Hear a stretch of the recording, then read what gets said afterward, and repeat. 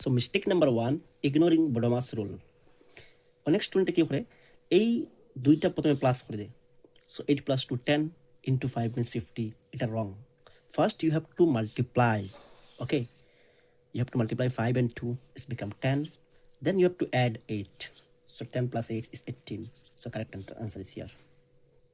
যে কোনো সময় প্রথমে আমরা ব্র্যাকেট সলভ করতে লাগবো, then orders, then division, then multiplication, addition, subtraction. Second mistake, sign recognition করতে।